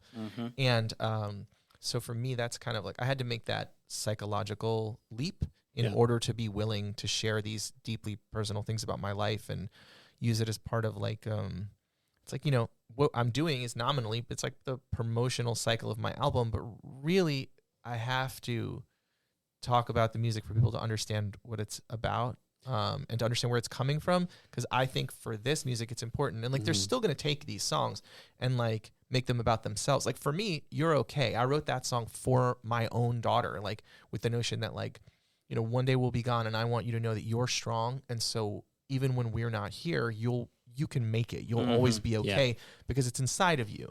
And so that's how I wrote it. That's what my intentions were. But then my grandfather died, and now I only hear it in his voice. It feels like because he taught me that stuff. Like he taught me the same thing. Like I said before, he was very generous with his time, and he taught me so much. But we got to a certain point in our relationship where, although he'd love to ping pong ideas back and forth with me, and he was very helpful with that, he would often get to a place where he'd say, "You know what's right, kid. You got to do what feels right to you." That's awesome. And I was like flabbergasted, because this is a man who he knew he was right all the time. and he would say to me, you know what to do. Like he felt that he had prepared me to such a degree and had given me enough of what he had to offer that, like, even while he was available to me, he thought that I could make decisions myself. And like, that's what you're hoping for. So anyway, so I hear You're Okay. I hear it in the voice of my grandfather. So I created it, and I had very specific intentions upon creating it. And now it feels like something totally different to me, like since he passed away. And I talked about this a lot on the last tour. Love is a Thing You Do. So there's a song on the album. It's called Love is a Thing You Do. And so when I wanted to propose to my wife, we'd been together a bunch of years at that point, and I knew that I wanted to marry her. I was very in love with her. Our lives were inextricably bound, certainly. But I was nervous. Everybody's nervous. Even if you think you know the answer to the question, it's still an unnerving question. Ask it. Yeah. It's still an unnerving question to ask. Absolutely.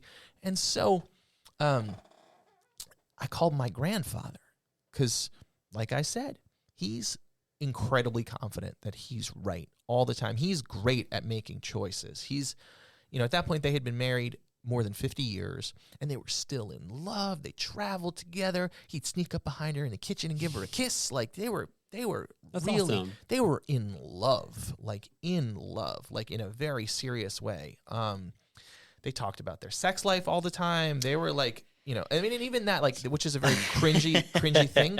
My grandfather, there was a lesson in it, and it was like, you keep your lover close and you keep your love alive. Yeah. I said that in his eulogy, but it's true. It's like, you know, even that, I was always like, oh God, but it's true. He's, you know, he was like, you know, you better treat her like she's your girlfriend, because somebody else would be happy to make her their girlfriend. Yeah. So you remember that woman who's the mother of your children, their, you know, the grandmother of your children, whatever, that's your girlfriend still. It's like, you better remember that, because somebody else would love to have her be their girlfriend. So you better treat her like she belongs to somebody else. Like you covet her. And so I called my grandfather and I was like, Grandpa, I want to get engaged, but I'm nervous. And you seem so sure about all your choices. You seem so confident in the choices you make. How do I get from where I'm standing to where you're standing? And That's a great question. Yeah. Yeah, no, it turned out to be. He said to me, he said, Ronnie, some mornings I wake up and the blinds are cracked just so, and a little bit of light gets through and it catches the edges of your grandmother's face. And I swear to God, it's that same 15-year-old girl that I fell in love with all those years ago. We got married. She became my wife. She raised my kids. She helped raise my grandkids. I had a heart attack. She took care of me. She got cancer. I took care of her. We traveled all over the world. We make each other laugh. We've done everything you can do together. We've shared everything. She is everything in the world to me. And some mornings I wake up and the light's coming in just so, and she's laying there and she's so beautiful. And I think, I could pack a bag and leave right now and she would never find me. And I was like, what? Yeah. And he's like, and do you know what I do in those moments? And I was like, no. And he said, I don't leave. It's like, it seems like I'm oversimplifying this. Yeah. But what you need to do is make a long series of very simple choices. It's going to be one thing or another. If you could help her achieve her dreams or hold her back, what are you, moron? Help her achieve her dreams. Yeah. If you could say a kind word to her or an unkind word to her, choose the kind word. Choose the kind word. It's like, it feels like I'm oversimplifying it, but that's what it is. These are little bricks. You lay them one at a time, and you are building a path forward. And slowly but surely, that's how you get from where you're standing to where I'm standing. Yeah. And I was like, wait, do you think about leaving grandma in the morning? What's wrong with you? And is your bag pre-packed? And he was like, no, dummy. Did you not listen? He's like, I needed the story to prove the point, but also I can't drive at night. Where am I going to go? That's awesome. Yeah, he was very funny. And I was like, did you write that up to begin with? He was like, no. I'm a grandpa. This is what I do. Yeah, I'm like, you just riffed that? You made that up on the spot? And he just did. Yeah. That's beautiful, man. Yeah, and so, but anyway, so they believed in that, like love as an action. They did stuff for each other. They helped each other. My grandmother, like, there were things that she was passionate about doing for him because he did things for her. They shared. Yeah. They had shared responsibilities, and where they had clearly delineated responsibilities where you do this and I do this, and that's how we work together. And they, it wasn't perfect, they had all kinds of, challenges, and they bickered, but they really loved each other. And they, the notion that, like, you can make these choices every day and you can do these things so that you're not just saying that you love your partner, but you're trying to show that you love your partner. That I really took to heart. And so love as a thing you do is about my relationship. It's about love as an action. And my wife has terrible insomnia. And if in the bridge of that song, I say, if I can take your worries and bury them down deep, I dig until my back gave out, if that would help you sleep. It's like, I like, this is a thing that she has struggled with for years. And I'm always like, I just wish I could help you. I don't know, like, because I sleep like a stone. Like I'm so tired. I could go to sleep right now and probably sleep till tomorrow. Like I could, like, if I was alone somewhere, like quiet, put the brown noise on, You're gone. put the sleep mask and the earplugs. I will see you in 14 hours. Like I am ready to go to bed. I'm so tired. That's like I'm like a teenager. I don't know. Like, do you ever listen to any Frank Turner? No. He has that bridge of one of his songs is love is about all the changes you make and not just 3 small words. Yeah. And that always sticks in my head whenever there's those daily moments where you're like, do I lean into being kind or do I feed into my ego? And it's like, no, you just make the change. You think about someone besides yourself. That's all you do. It's that simple. And and so, when I wrote Love is the Thing You Do, it's really, I was just thinking about my relationship with my own partner. But, really like since my grandparents died, I think about the lessons that they taught me about love as an action. Like I learned about love as an action from them. They were the living embodiment of that thing. I mean, in the end, after my grandmother wasn't even sick. My grandmother just laid down and died one night. Like 8 days. She made it 8 days, and then her body was like not one more minute without him. Yeah. Like the funeral director said he had never seen a couple die of unrelated natural causes that close together. He's like, it was astonishing. She just laid down and died. It was like as if her body was like, there's nothing else that I can do for him, so I'm just gonna go lay down beside him one more time. There goes my purpose. Yeah, there it was. And it was like she wasn't old. She was 77 years old. Yeah, she wasn't old. She wasn't sick. It was like even the day that she died, I was like, devastated. I performed CPR on her. Like it was, I was like, I was there. Yeah. And so even that day, I was like, this is the most beautiful thing I have ever seen. They loved each other so much that it was like, it's like poetic. Yeah, it was. It was like a scripted from the film. And so it's funny because they used to like banter back and forth about which one of them would die first. And it's like, I can imagine them like, in heaven, like sitting on a cloud, and he's like, I told you I'd go first. And she's like, yeah, but I died in a much like more impressive way. Yeah. But my death was sweeter. Yeah. Mine was like a much nicer story. Enjoy. No, they were, but the love is an action thing. I learned it. And so for me, my idea about this song, it has shifted. And so even though I wrote it and it was about one thing for me when I wrote it, now it's about something else. It's like, I have songs that I wrote about my wife in the first handful of weeks that we were dating. And like now they feel like a totally different thing at the time. Like in the beginning when I wrote them, they were about hope, and now they're like it's like opening a time capsule. There are these beautiful, there's a song called Headlights on the Highway that I wrote very, very early on in dating. And it was, about the things that, at that point I was on the road so much, and like the things that made me compelled to want to be home. Like she was the gravity pulling me back to home. She was the only thing that felt like home to me. I didn't, have a home really. And so, now it just feels like such a different thing after all of these years. Like I wrote that in 2007.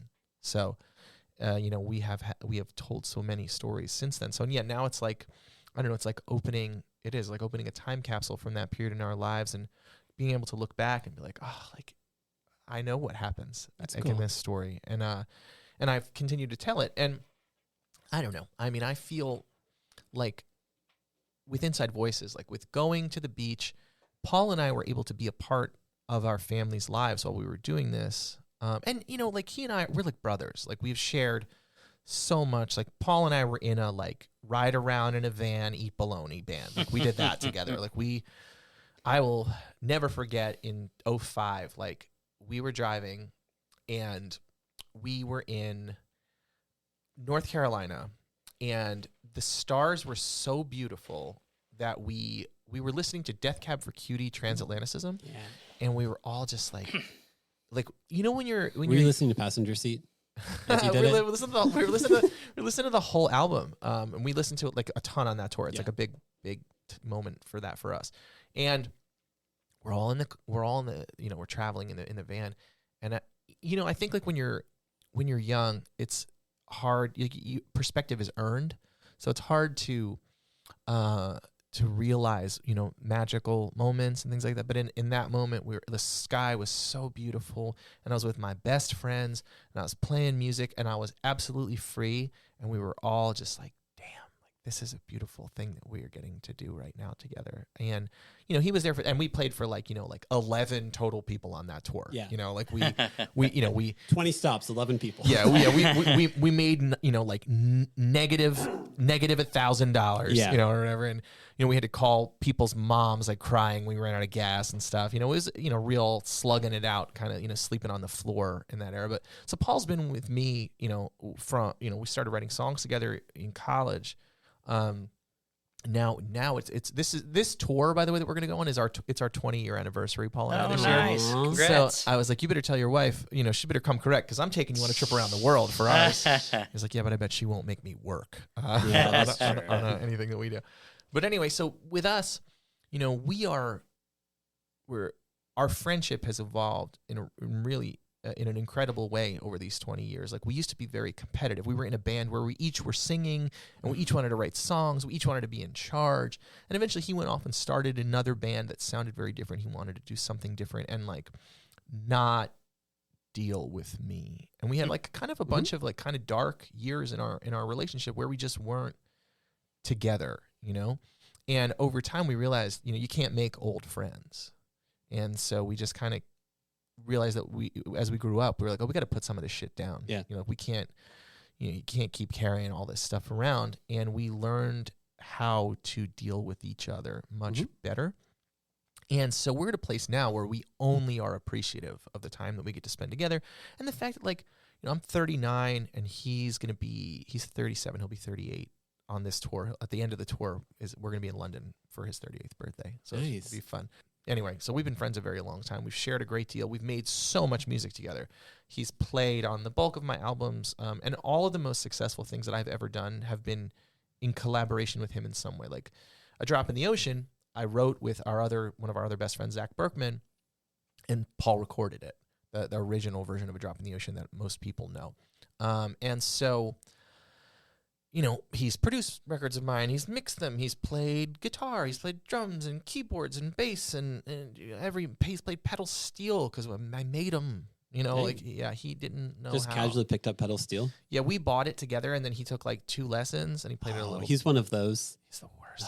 Incredible dexterity. Oh, He's man. I don't want to call him a genius because there's probably there's like lots of stuff that he doesn't know about, but when he's like a physical genius. He's like Mickey Mantle at music. It makes me very unhappy sometimes, but it's great. I'd rather have him on my team than against me. Have him on your side. Yeah. It's like it is. It's like having the Mick play center field. You're like, how did you do that?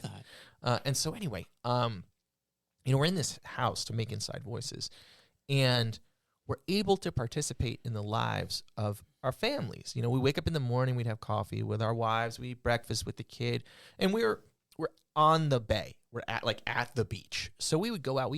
I got an old boat for like almost no money, and then it like only ran twice. Became a rowboat. Yeah, we'd be out trying to like work on the boat. We don't know about anything. We don't know how to fix a boat. Like watching YouTube videos.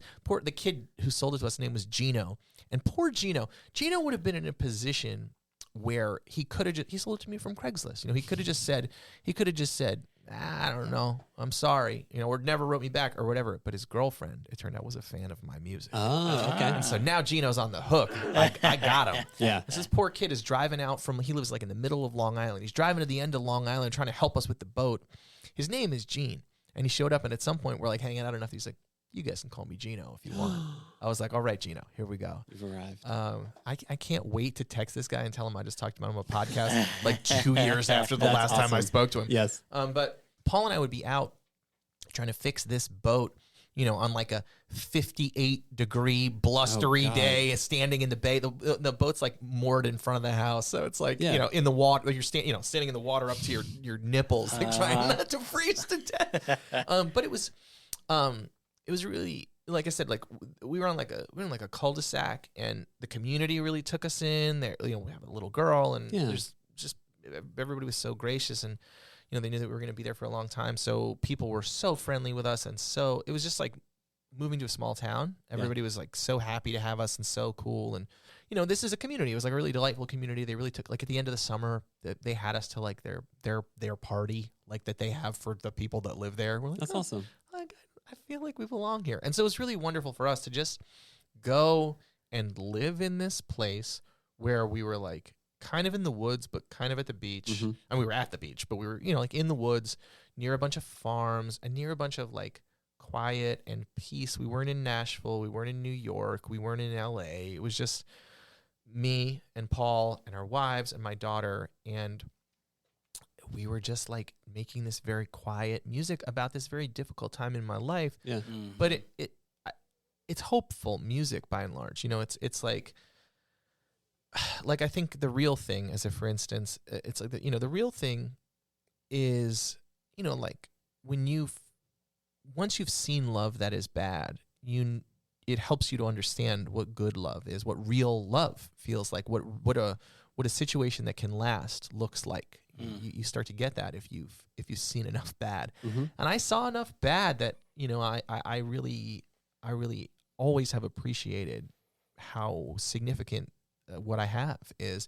And so to be standing there, contemplating the potential loss of my wife, like, felt that much more unbelievable.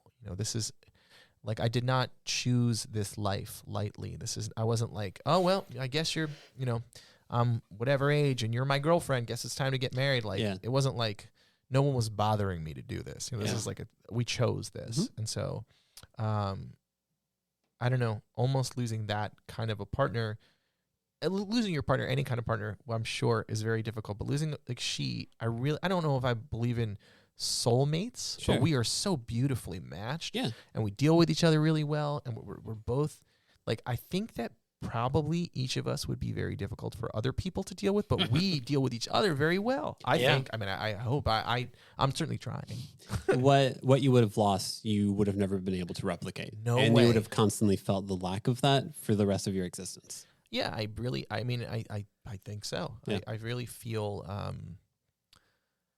I had no idea also in the beginning of this process, like in, the point where where my wife did almost die, I didn't realize what this was going to do to me. Yeah. We just had to keep going. We had a little girl at home. We just kind of had to keep going. And so I didn't realize the depth of the emotion that was going to come with this. And honestly, I hadn't been to therapy since I was a child, and my parents made me go at some point when I was a kid. And when my grandparents died, I have UC, ulcerative colitis, and so like it's a bowel disease. It's a immune disorder.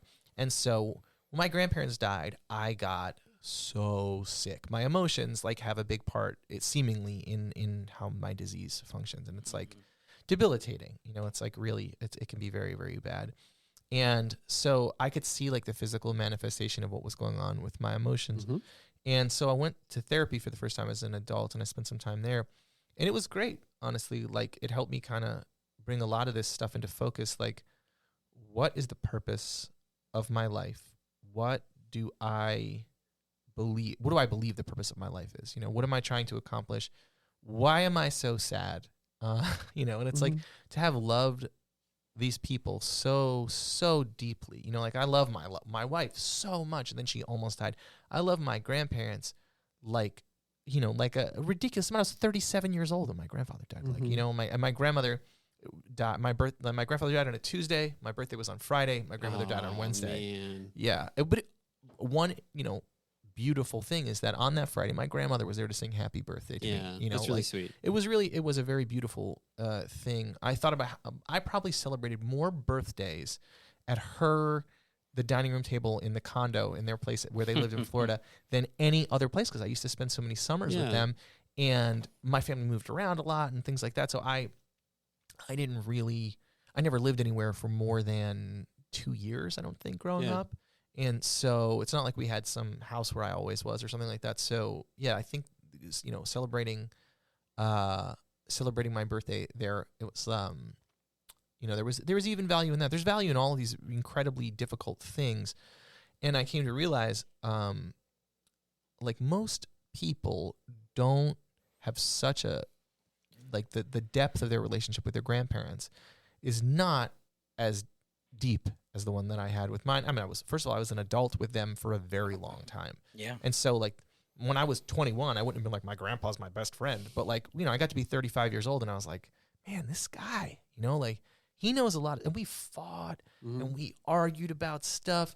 And, like we were able to do that because I was a grown man. We could share those things. You're comfortable doing it. Yeah, knowing. Like it wasn't like, he wasn't like, you're being disrespectful. You're not learning a lesson from me. He was like, okay. And then I'd call him the next day and we'd shake it off. We'd talk about something else. Like it, and we were very different. We are very different people, but fundamentally at our core, we were centered around the same thing. We were family men. He, the first thing about him is that he is a family man. He loved my grandmother. He was passionate about being her husband. It meant a great deal to him. And it doesn't mean that he was perfect at it, but he took it very seriously, being her husband. She meant more to him than anything else in the world. And so being a husband, he was proud of all the things that he'd been able to give to all of us and do for us as well. Like he talks a lot about money. He's a professional gambler.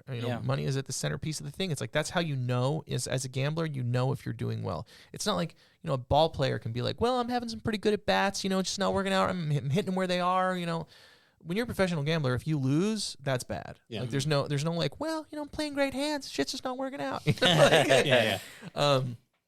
And so money was a very important part of what we talked about.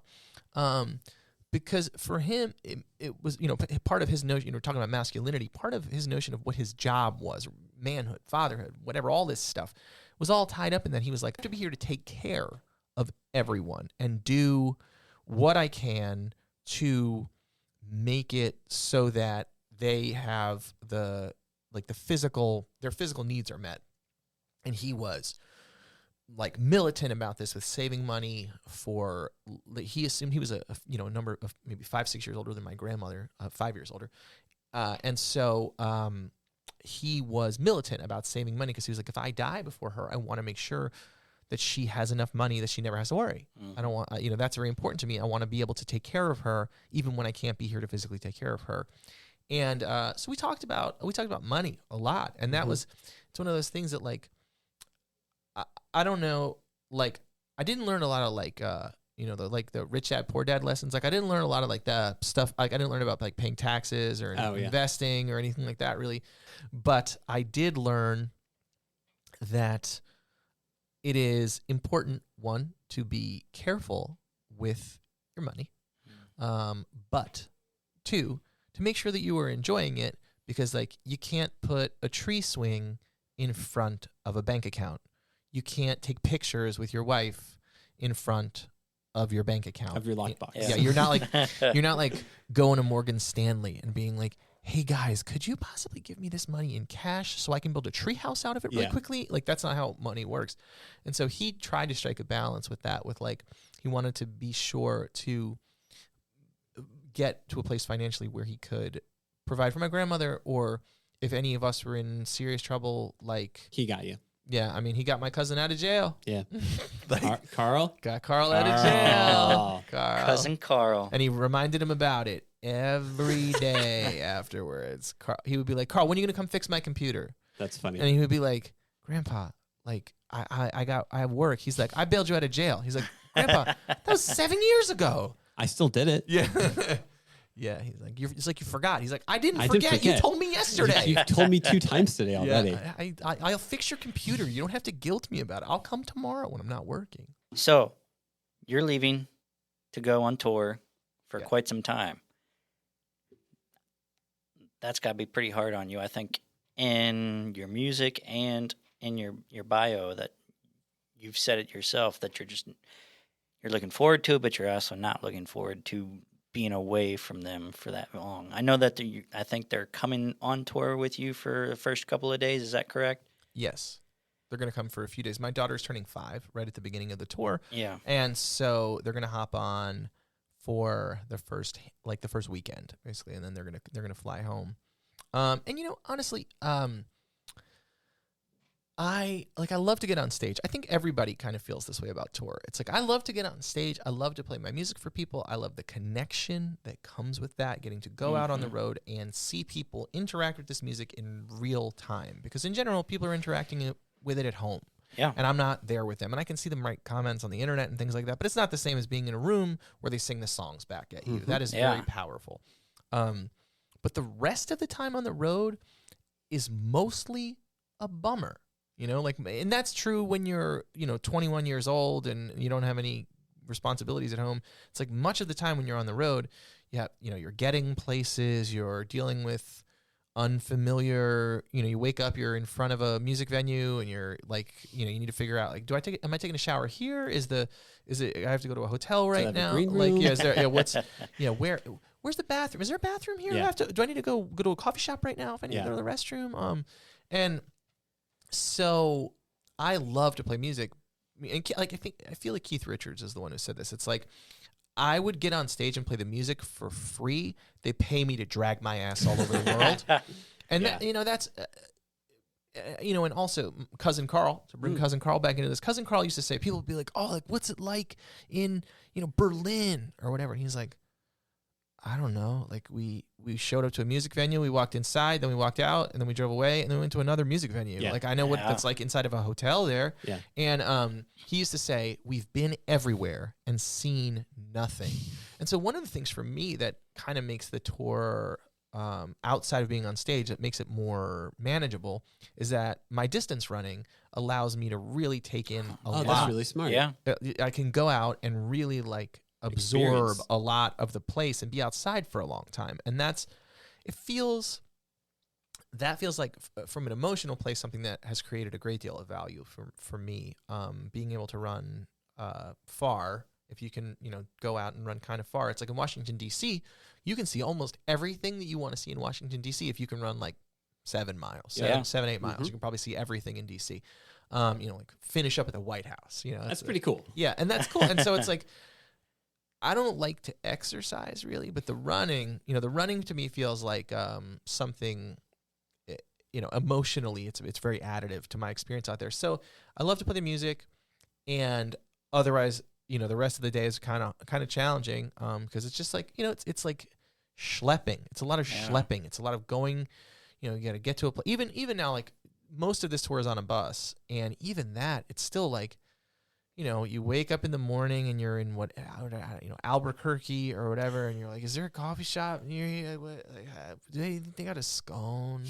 And like, and then, you're like, I guess I got to do laundry today, or maybe I can do it in Eugene. And what is it, 5 days? I don't know. Like, what is it, Wednesday? Like, I once didn't know it was April, so I missed my grandmother's birthday. Oh, man. Yeah. And the next day, my grandfather called me. He's like, hey, you want to talk about anything? Want to say anything? I'm like, how you been? What's going on? He's like, you know what day it is? I'm like, Cinco de Mayo? I had no idea. He was like, today is April 17th. I'm like, oh God, what have we done? I didn't know what month it was. We'd just been gone forever. And so I love to play music.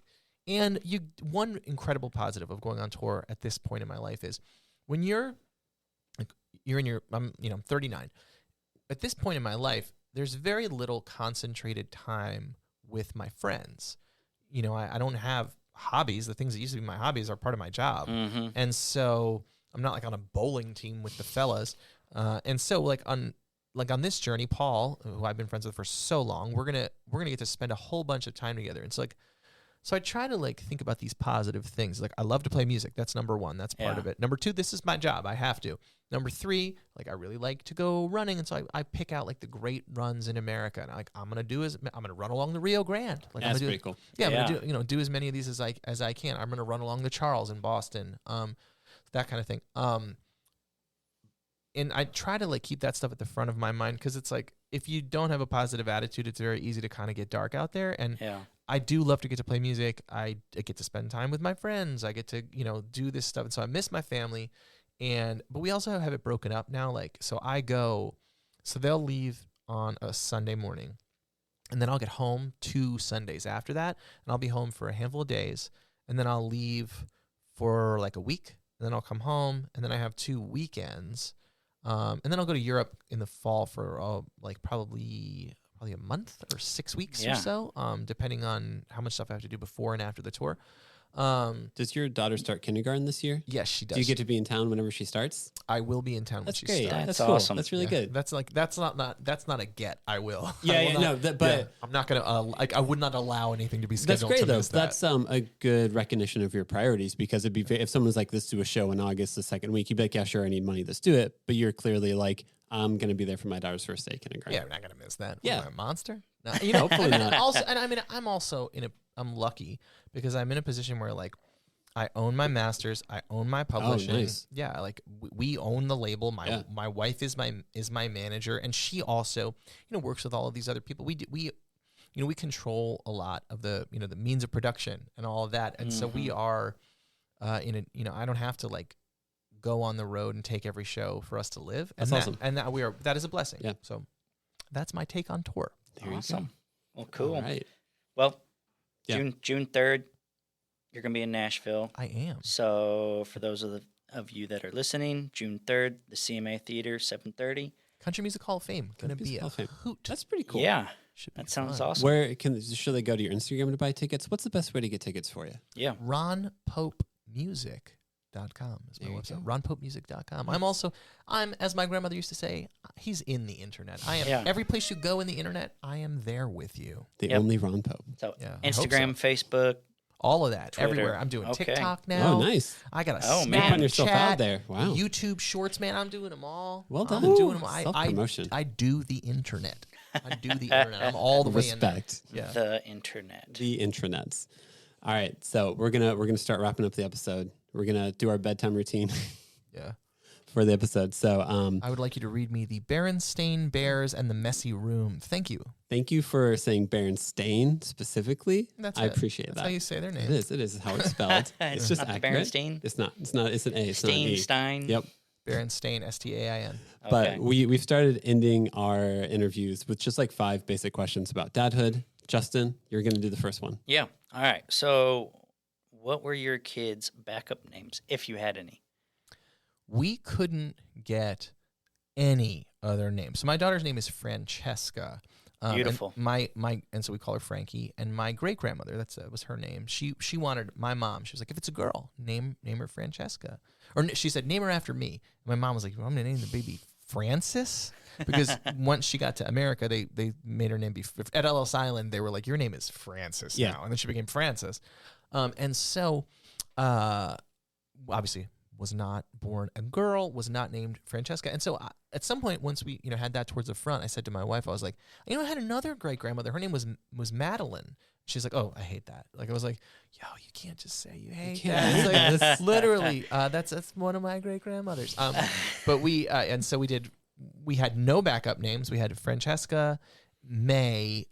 Her middle name is May. That's my oldest middle name also. Yeah, Blair's family has some Mays, and so that's how we MAE. Next question. Do you have a favorite TV dad?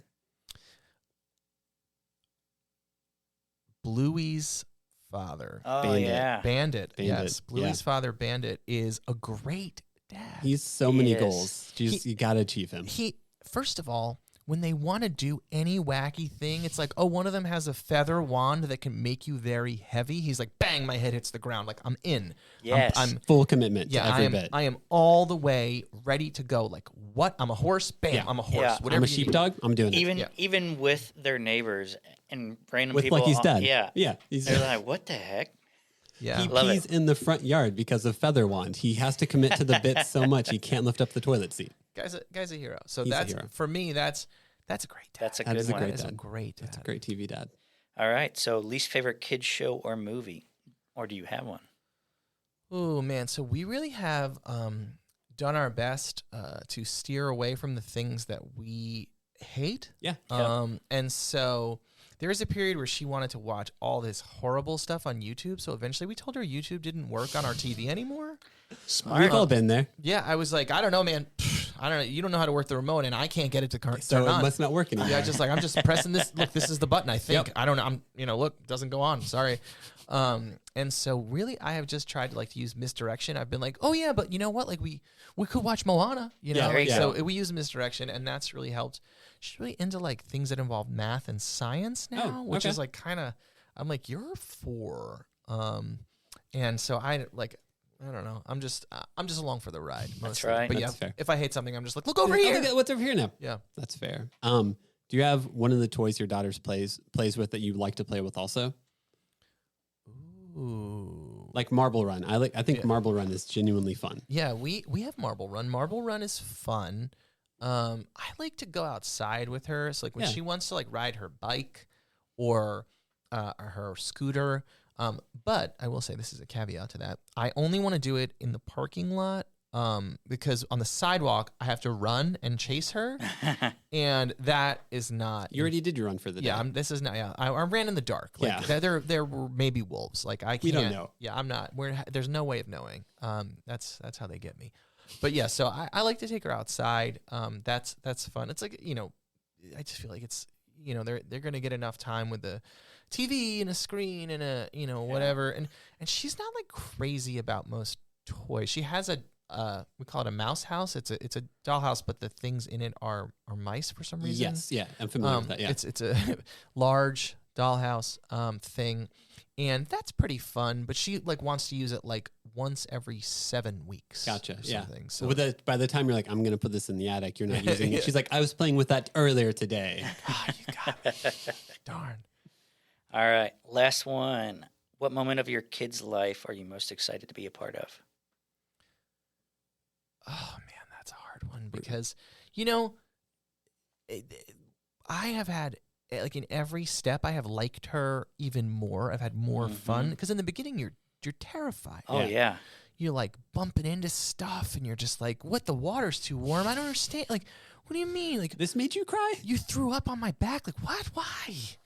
And like, why are you car sick? What did I do?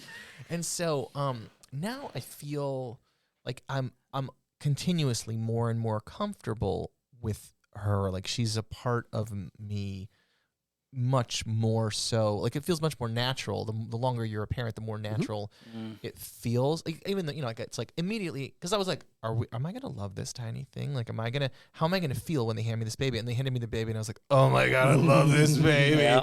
And that doesn't happen for everyone. It's not always automatically. Some people need to spend time and that evolves. But for me, it really was like an incredibly profound. Like I got hit over the head with a frying pan. And the little birds were chirping over my head.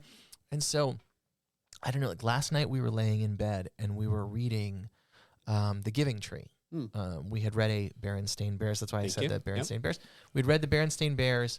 And then we were reading The Giving Tree, which always makes me cry. Oh, yeah, and I it's should brutal. Not, I mean, it's like the tree gives it everything. That you want to talk about love as an action. Like The Giving Tree is love. It's sell my apples, cut me down, and make me into a boat. Yeah. So we're sitting there and we were reading The Giving Tree last night, and I opened it and I read a page. So there's a few words on the pages in the beginning. So I read a page, and then I turned it, and then she read me the next page. Oh. And then I turned a page and I read one. And then I turned another page and she read the next one. And then after that, she was like, that's enough. You read the book. Like, what do we do? Like, why are you here if you're not going to read the book? And I was like, what a magical thing this is. And so stuff like that happens so regularly.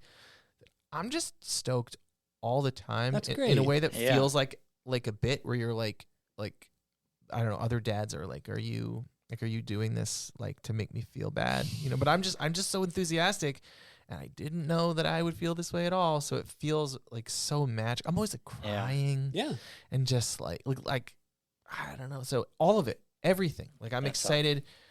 I think it'll be really fun to sit with her when she's, 28 years old and drink a glass of wine with her and talk about her career. Cause I wonder what she's going to be. Right now she says she wants to be a scientist, by the way. Okay. And so, all of it, everything, like every part of it has been so exciting. And I have felt better at it the bigger that she gets. Like sometimes when they're babies, you're like, what am I? I read all these books. Why doesn't any of this work? Yeah. Like, is this one broken? Like, what do I do? Is there a button? Can I reset it? Can I reset it somehow? Yeah. Like, it's like you're like just looking at this little person. You're like, could you tell me? Oh, nothing? Cool. Nothing. Okay, thank Cool. you. Just keep screaming at me. It's cool. That's fine. This is cool. I'll keep my cool. I mean, yeah, and I was certainly enthusiastic about her as a baby, but yeah, like, they get bigger and it's like, it's so much more fun. Oh yeah, it's so much It's more so much more fun. fun. Like, I don't know. Yeah, I'm very stoked for all of it. I am grateful. I mean, and like, as a musician, I never imagined in my wildest dreams that I would get to spend as much time at home. My whole life had been write the songs, make the record, go on the road, and promote the record, and come home from the record, from the touring cycle, and write the songs, and make the record, and go on the road and promote the record, and come home. And I've been doing that continuously since I was a teenager. I've been playing music forever, but really I started that, like at the end of my teens, and I've been doing that my whole life. And so one thing that being at home allowed me to realize is I don't have to do that. I can carve out, I can say, I will be here for the first day of kindergarten. Yeah. I don't care what else could be happening. It's like, because it's not what I'm saying no to, it's what I'm saying yes to. Like, I'm saying yes to being there for the first day of kindergarten, because the first day of kindergarten is only going to come once. Yeah. Like, someone else could put on a show that night. Someone else could make a record that you're going to consume, but no one else is going to be her father. Yep. I'm the only father that she gets. And so while I believe in the importance of art, and it's important to me to share it, it's way more important for me to be her father, because I'm her only father. God willing, if I can keep my head on straight, I'm going to be Blair's only husband. Yeah. And so, I'm like, when I leave this house, they're carrying me out. Like, that's how you're getting rid of me. Yeah. And so to me, I knew that I was very serious about being a husband and a father before, but in the last handful of years, have really brought into focus that I used to believe that the most important thing in my life was being a musician. People would ask about me, and I would say well, I'm a musician, and then I would say some other stuff. And now I'm like, well, I'm a dad. I'm married, and got the that's different. Like, that's a thing that my perspective has fundamentally been amended by being able to be home and be an active participant in the lives of my family all the time and everything that they do. And it made me realize that I'm going to do that. That's the most important thing to me. And I'm, with the making of Inside Voices, I figured out how to make a record and still do that. Yeah. And now I'm figuring out how to tour while still doing that. I'm only going away for a little bite-sized piece at a time, so that it's not like I'm not gonna miss her birthday. No. We're gonna go to the Little Rock Zoo, and we're gonna do her birthday, and we're gonna crush it. We're gonna have a birthday party a little in advance, and then we're gonna have a nice day in Little Rock. And that's she gets to say later on, I turned 5 on a tour bus in Little Rock. That's fun. Yeah. That's a fun part. It's awesome story. I've kept her away from a lot of the things that I think are not cool about the music business, but one of the artists that Blair manages, my wife manages, Miko Marks. And Miko had an event at the Country Music Hall of Fame, and my daughter was backstage at the Country Music Hall of Fame running. People are yelling her name, and she's jumping into their arms. Yeah. I was like, this is That's cool pretty thing. cool. This is a cool part of her upbringing. And it's so it's not all us being in entertainment and me having to do this, the traveling and stuff for my job. It's not all bad. There's stuff that's beautiful about this. She gets to see, when I saw someone that I knew as a child on television, it was bad news always. And it was the 5 o'clock news. And when she or cops, and when she sees somebody on TV that she knows, it's always something awesome. That's cool. And that's pretty fun. That is. That's really fun. So I feel uplifted, and I feel I don't know, making a record like what we did with Inside Voices and planning this tour in the way that we did. All this stuff is I'm trying to be very intentional with how I care for my family, because that's the most important thing in my life. And it's easy to lose sight of that when you are in entertainment, because people treat it like it's so much more important than other things, when in actuality, it's not. Nope. It's just I love to do this. Making art is an important part of who I am, but it is at the centerpiece of it now is that it is my job. Yeah. And I think that being a dad is a much more important job. Being a husband is a much more important job because I'm the only one they have. Yeah, that's awesome. Well, Ron, thank you so much for your time. Yes. Thanks for meeting up with us. Thanks for having me, gentlemen. It was We great. Really appreciate it. All right, Thanks, now I'm going to sir. eat this bread. Yes. Yeah. We really hope you enjoyed that episode. Please make sure to follow us on Facebook, Instagram, and Twitter at the Nashville Dads. Thanks so much for listening, and we'll catch you next time.